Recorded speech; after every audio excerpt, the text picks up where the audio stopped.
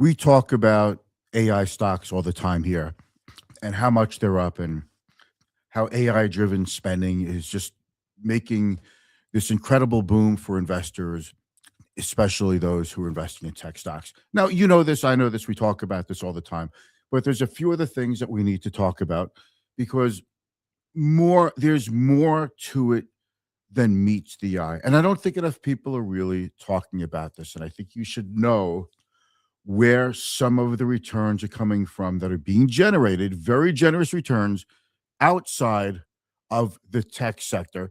And you'll be surprised to know that you're really not outside the tech sector. Most likely, if you're getting some outsized, if you're, I should say, if you're earning some outsized returns, you're probably still within the tech sector, even if you think you're investing in different sectors of the market. In other words, you might not be nearly as diversified as you think you are. Welcome to the show. I'm Mitch Goldberg, Client First Strategy. What I mean by this is this: we know what diversification is. You don't put all your eggs into one basket. It's a strategy that we use to mitigate risk, although it doesn't necessarily prevent your account from going down in a generally down market. Okay, so if the stock market is generally in a bear market, diversification within the stock market is probably not going to prevent your account from being down. But if you're concentrated in the winning sector, and there's only really one way to go right now, right? In AI, that's the winning sector. That's pulling all boats, lifting all boats. That is AI spending, and spending is increased. We expected spending early this year to be about 600 to 650 billion dollars on AI. It's now about 750 billion dollars. And the last time we spoke, you and I, we spoke here, was right before we saw earnings come out from four of the hyperscalers. We saw earnings from Meta, from Google, Amazon, Microsoft. We also saw earnings from Apple, and they were really strong. And what separated them was some were rewarded for spending more, like Google. Some were actually punished for spending more, like Meta. And regardless, it was the spending that I wanted to see, that we talked about last time, that we need to see not just continued spending, not just these companies coming in and meeting their commitments, but raising them a little bit. And we saw that. And ever since then, the NASDAQ, the S&P 500 have been hitting records, albeit not by much every day, but records are records. And you can't debate that we are in record territory in the stock market. Yes, I know the Dow has a little bit more to go, but it's very close to hitting that 50,000 mark again. Very, very close. So you can't invest directly into an index, by the way, but you could invest into a security that tracks or mimics an index. So let me explain something. I'm not going to give you the returns of all the hyperscalers. We know Advanced Micro Devices, they just came out with earnings, strong numbers, the stock is up.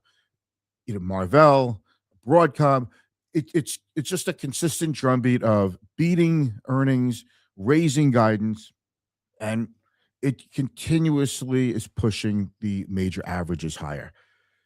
This is one reason why the Dow isn't reaching new highs, because it's not as focused. It's only 30 stocks. It's not as focused in the AI sector as the S&P and NASDAQ are, which were at least half at this point, if not more, S&P AI hyperscalers. The 10 biggest stocks in the S&P 500 now make up over 40% of that benchmark, and they're all basically AI related stocks. So let me explain what I mean. If you take a look at stocks, I'm just going to pull my list over here, okay?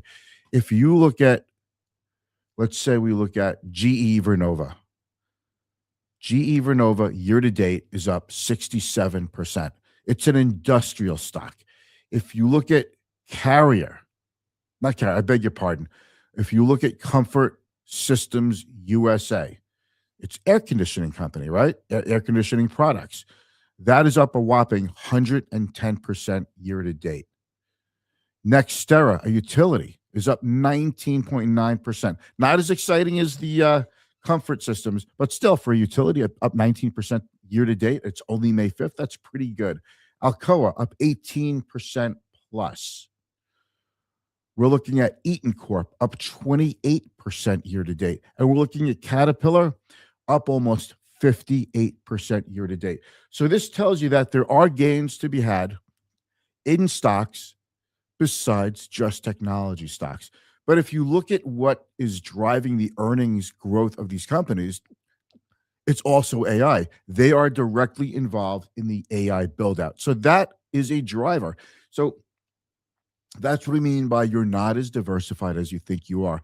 If you have a tech stock that's going up because of AI spending, and you have a stock like Caterpillar, which is involved in the build out of AI data centers, and that's going up because of AI spending, are you really diversified? Because the cause of the rise in earnings is the same exact thing, AI spending. And that's why I think a lot of people who think they're picking winners and by being diversified, I don't think they're really as diversified as they think they are. This is something that's not getting talked about enough. Now, I'm cherry picking. I am looking specifically for stocks that are tied to AI spending, and it makes sense that they're going to be up. But I could find industrial stocks that are not tied to AI spending that are not doing that well this year. It just outlines the point that I'm making, or it just puts an exclamation mark in the point I'm making that if you are a tech stock, if you're an industrial stock, a chemical stock, a material stock, if you're tied to AI, you're doing well because it's the same driver of demand. Everything else is just not working. And if you take a look at stocks that are behind that, or that are running, that not that are behind AI, that are falling behind in terms of earning returns for investors, plenty of AI, plenty of industrial stocks are not making it. They're not cutting it. But if you look at consumer staples, if you look at healthcare outside of maybe Eli Lilly, if you look at stocks in financials, not doing so hot, even though a stock like Goldman Sachs, which is up maybe 4% for the year, they're, you'd think they would be going up more because they are in a way tied to AI because they're funding it. That's a company that raises the funds to power the money. But this is a very bifurcated market, meaning it's a tale of two markets. Either you're backed by AI or you're not. So if your stock is up, your account is up, you probably are being pushed up by AI. I think it's fair to say that you would agree with that. And that's what I'm trying to do is find the stocks that could go up that are not AI related. I am loaded up to the gills, just like everybody else, with these AI pushed out stocks. I have them too. You have them. If you look at your most popular exchange traded funds, your most popular index funds, these are all being pushed up. If they're up, they're being pushed up by AI related spending. It's very difficult to make money anywhere else. So, as someone who really does preach diversification, it's hard to find stocks outside of that area, but I don't want to commit all of my capital, all of my clients' capital to just AI related stocks. So I'm being very careful and finding things that are not tied to it, looking for stories, looking for ideas that could be involved in other areas, new drug discovery, financial services companies that could use AI to help cut earnings. So this is what the theme that I was waiting for to happen that has not happened yet. We're just above the 10-minute mark. So I'm going to wrap this up. We haven't quite gotten to the point outside of tech where AI is becoming a driver of massive broad-based efficiency for the overall general economy. We haven't reached that point where someone like Walmart or Costco or General Motors comes out and says, thanks to AI, we are cutting costs. We are becoming more efficient. We saw that happen with the internet. But if you recall, with the internet, which was huge at the time, an industrial revolution, it was called the third industrial, and it was called the third industrial revolution. Those companies had massive efficiencies, but they took 20, 25 years to gain those efficiencies. And I think that the expectation that the rest of corporate America, the rest of the global corporate economy, I think the expectation that this is going to happen overnight, massive efficiencies gained through AI, is probably a little optimistic. I think it's going to take a long time. I think it'll be quicker than the internet efficiencies that were gained, but it's not going to be an overnight thing. And I think investors just really have to put on their patience hat and realize that if you want to be diversified, that means investing in other assets, other types of stocks that you have to wait for the return that are not directly related to AI. That's the story of the day. And I think not enough people are talking about that. Hope you enjoyed the show. I'm going to go. Speak with you soon.